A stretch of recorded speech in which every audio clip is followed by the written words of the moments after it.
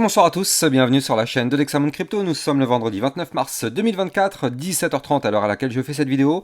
Donc là je vous fais un point en cette fin de journée parce que le Bitcoin a fait un petit décrochage. Je vais vous montrer qu'on est sur une zone clé, une zone de support à ne surtout pas breaker. Et on voit aussi qu'à la seconde où le Bitcoin se met à chuter, on repasse petit à petit dans le rouge. Bref, on va regarder tout ça en détail et potentiellement je vais essayer de vous trouver une petite crypto qui peut être intéressante. Donc restons bien jusqu'au bout de cette vidéo. Allez, on démarre sans plus attendre sur notre Bitcoin. Bitcoin en vue 4 heures, bon vous le savez, je vous ai déjà fait une vidéo ce matin, donc je ne vais pas rentrer dans les détails, mais là, Bitcoin vue 4 heures, il se passe des choses extrêmement pertinentes. Avant ça, on jette un petit coup d'œil parce qu'effectivement, aujourd'hui, on le sait, la journée est fériée aux États-Unis. C'est le vendredi saint, je vous en avais déjà parlé ce matin. Mais là, qu'est-ce qu'on voit ? On voit qu'on a eu le PCE Core et le discours de Powell. Donc là, effectivement, j'ai pas encore eu le temps de faire le petit résumé de ce que Powell a dit, mais on voit déjà qu'au niveau du PCE Core, eh bien, sans surprise, on est sur les niveaux clés qui ont été attendus, c'est-à-dire que là, en fait, on s'attendait à avoir 0,3 et 2,8, et c'est exactement ce qu'on a eu. Néanmoins, on voit que notre Bitcoin a décroché un petit peu, et c'est tout à fait logique, parce que je vous avais parlé justement de cette configuration latérale déjà depuis quelques temps. Maintenant, je rappelle bien sûr à tout le monde que tout ce que je vais dans cette vidéo n'est en aucun cas un conseil financier. Alors, attendez, j'enlève juste mon petit tracé comme ceci. Voilà, ça me perturbe. Ça, c'est de la vue semaine, ça n'a rien à faire en vue heure. Parfait. Donc là, retournons sur notre vue 4 heures. Donc, je vous avais expliqué effectivement que notre Bitcoin est dans une phase de latéralisation. On le voit parfaitement ici dans ce range qui est là. Tac. Et donc, je vous avais expliqué qu'on avait ici eu un premier rejet sur le haut du range. Alors ça on le sait, quand on se fait rejeter par le haut du range, qu'est-ce qui se passe ? Signal de vente pour aller chercher le bas du range. C'est ce qu'on appelle du trading sur range. C'est peut-être le trading le plus simple. Quand on est en bas de range, on va chercher le haut. Donc en général, l'astuce, c'est que quand on est en bas, on place un long pour aller vendre en haut.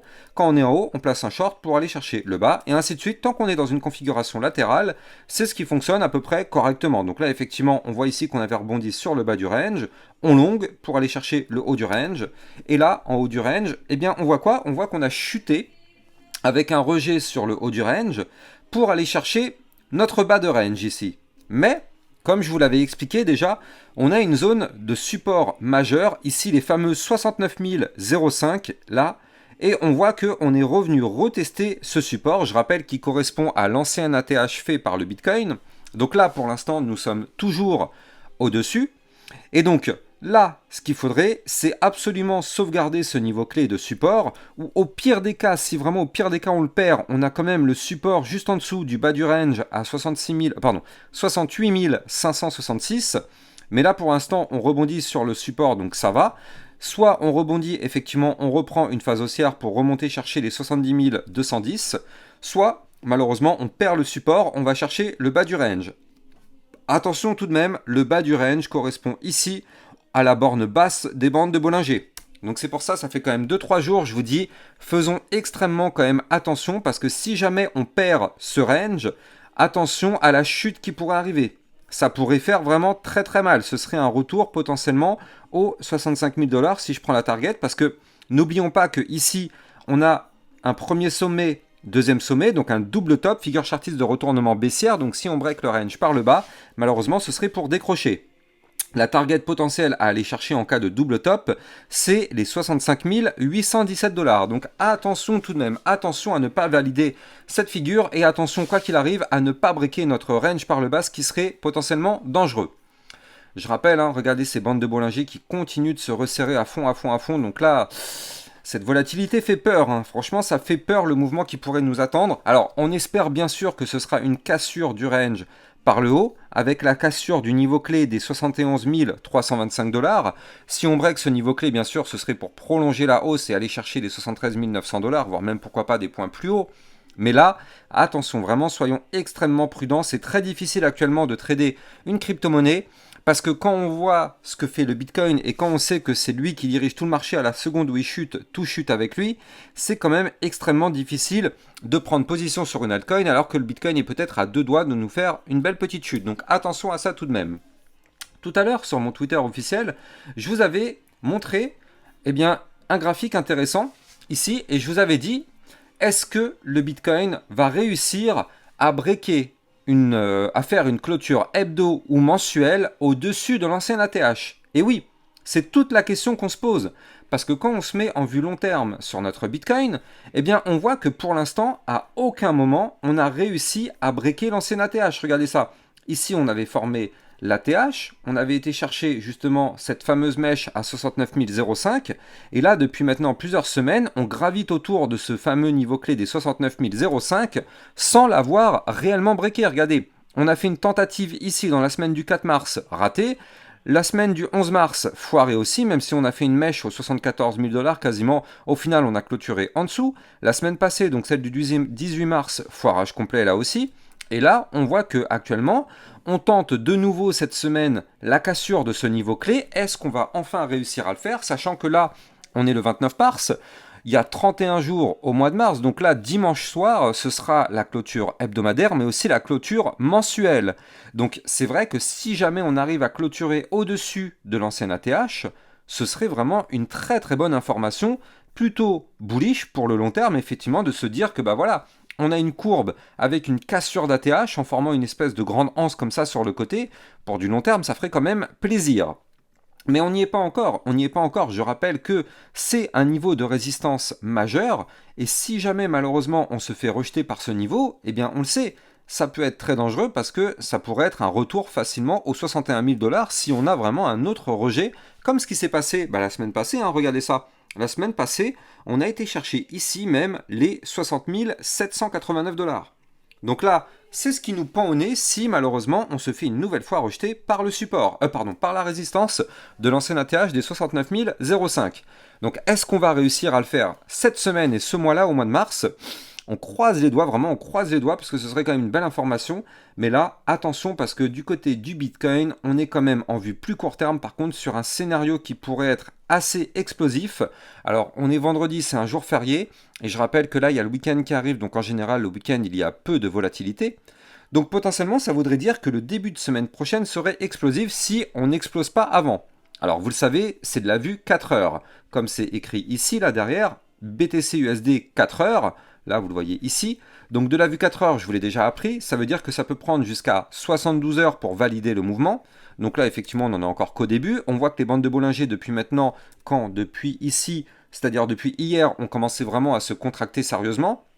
Donc là, effectivement, on pourrait avoir ce fameux mouvement.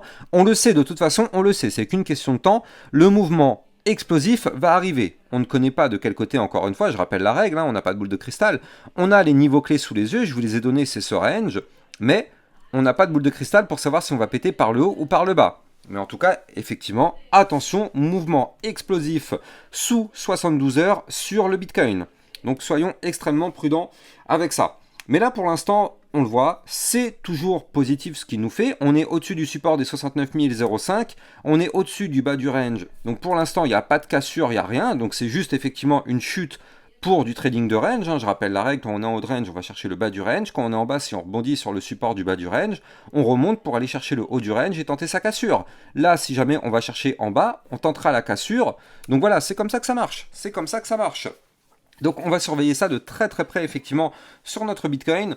Parce que oui, vous le savez, c'est lui quand même qui dirige le marché. Et si jamais il se met à cracher, attention à ça tout de même parce que ça pourrait être malheureusement très très très dangereux pour les prochaines journées. Donc bon, on surveille ça de très très près. C'était quand même pour vous faire un petit point concernant le Bitcoin. Maintenant, au niveau de crypto-monnaie, c'est vrai que là, il y a pas mal de cryptos qui ont déjà pump ces derniers temps. Et il y en a qui ont pump quand même plus fort que d'autres. Alors vous le savez, je vous fais des vidéos concernant les crypto-monnaies de l'intelligence artificielle. C'est un narratif qui a quand même pas mal explosé déjà. Mais moi ce que je voulais vous montrer, c'est une crypto-monnaie, le Kusama, donc le KSM. Je voulais vous parler de cette crypto-monnaie parce que c'est vrai qu'on n'en entend plus trop parler depuis maintenant quelques temps. Mais avant de vous en parler, je rappelle que les likes et les commentaires sont fortement appréciés. C'est grâce à ça bien sûr que ma chaîne YouTube est mieux mise en avant par les algorithmes de recherche. Donc là, du côté du KSM, qu'est-ce qu'on voit? On voit qu'effectivement, on a connu une chute. Là, je suis en vue 4 heures, donc attendez, non, même, on va faire mieux. On va se mettre en vue hebdomadaire déjà. Vue hebdomadaire, qu'est-ce qu'on voit? On voit que notre KSM était quand même très très haut parce qu'il a été tapé quand même des targets en plein bull run. Il a été quand même tapé les 518 $. Il a été tapé les 518 $ et actuellement, on se trouve à 50 $. Donc là, on est quand même très très bas par rapport à son ATH. Maintenant, qu'est-ce qu'on voit du côté du KSM? On voit que là, effectivement, on a fait une sorte de rounding bottom ici, tac, retest, hop, on retente de breaker le rounding bottom, on n'y arrive toujours pas. Donc là, du côté du KSM, pour l'instant, c'est une crypto qui n'a pas encore réellement trop décollé par rapport aux autres cryptos. Alors quand je dis ça, en réalité, si on prend le point bas, c'est-à-dire en octobre 2023, depuis, elle a quand même pris, entre guillemets, 216%. Donc c'est un joli quand même, un joli décollage, c'est une jolie plus-value. Mais par rapport à tout ce qui nous attend à récupérer, si jamais on arrive à récupérer, eh bien, on est quand même tout en bas. Regardez ça, on est vraiment tout en bas. Là, on est vraiment quasiment à plat. Donc c'est vrai que même si là, on a déjà eu une belle petite poussée haussière ces dernières semaines, on est encore en bas de chaîne. Maintenant, là, il va falloir déjà dans un premier temps qu'on break ici en vue 4 heures si on veut s'attendre à une petite poussée haussière, un niveau clé stratégique.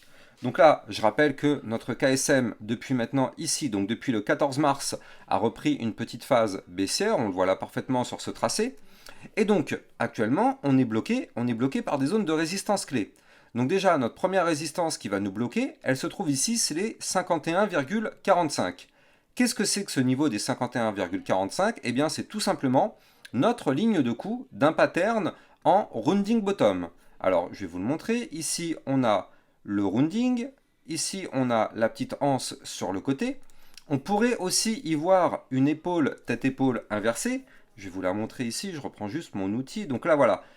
Épaule, tête, épaule inversée. Ça, c'est aussi une figure chartiste de retournement haussière au même titre que le rounding bottom. Dans tous les cas, si on veut amorcer une phase haussière, on n'a pas le choix. Il va falloir breaker la ligne de coup qui nous empêche d'aller plus haut. Et cette ligne de coup, c'est les fameux 51,45. Je vais vous montrer les targets, mais avant ça, je rappelle que si vous voulez trader toute cette volatilité, vous allez trouver en description de cette vidéo mon lien de parrainage Binance qui vous permet d'obtenir un bonus de 10% à vie sur vos frais de trading. Donc là, effectivement, si on arrive à valider ce pattern, c'est de la vue 4 heures, donc encore une fois, je rappelle, ça peut prendre jusqu'à 72 heures pour se valider, on pourrait avoir une poussée haussière. Première poussée haussière pour aller chercher une première résistance qui va se trouver à 53,22, puis 54,30, voire même aller chercher les 57,46, ou encore ici, notre tout dernier point haut avec des liquidités à aller chercher à 60,09$.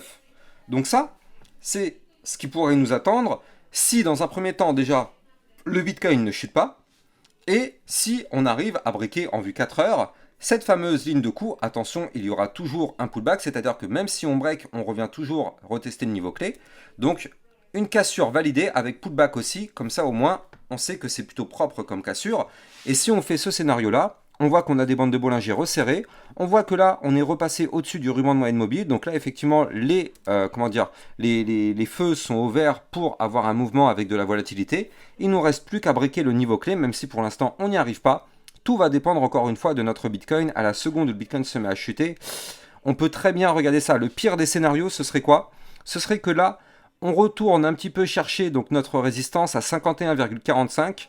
On tente une première cassure. Malheureusement, notre Bitcoin se met à cracher à ce moment-là. Boum! On se fait rejeter lourdement par la résistance qu'on aura tenté de break. Et là, dans ce cas-là, la chute pour aller chercher les 46,3, voire les 40,91 ou encore les 39,88.